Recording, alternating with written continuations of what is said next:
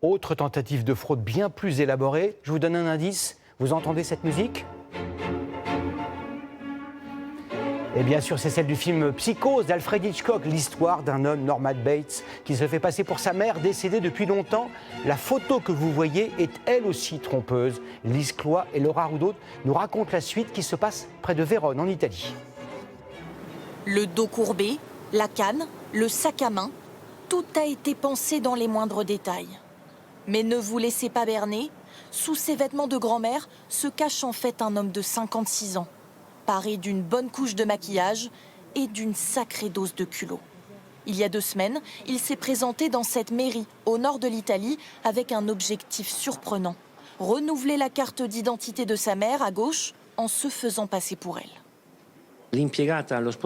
L'employé au guichet a remarqué qu'il était très maquillé, mais il y avait quand même une ressemblance.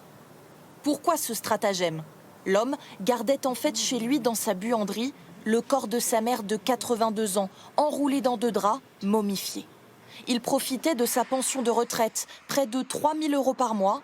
Elle était pourtant décédée depuis près de 3 ans. L'homme habitait au bout de cette allée dans une maison en apparence bien entretenue, entourée d'autres habitations, dans un quartier calme, à seulement 500 mètres des commerces. C'était un homme normal. Je ne sais pas qu'est-ce qui s'est passé. Pour moi, je ne sais pas ce qui s'est passé.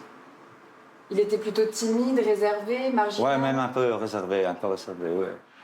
Il y a peu, un accroc a bouleversé son plan. La pièce d'identité de la défunte a expiré. Sans carte valide, pas de pension. Il a alors élaboré son déguisement, mais ça n'a pas suffi à tromper les agents de mairie, qui l'ont dénoncé à la police locale. Acculé, le quinquagénaire a simulé un malaise et en tombant, sa chemise a révélé un torse poilu. Détail qui a fini de convaincre les forces de l'ordre. Reste une inconnue, comment sa mère est-elle décédée ? L'autopsie devra lever le voile sur l'aspect macabre de cette affaire rocambolesque.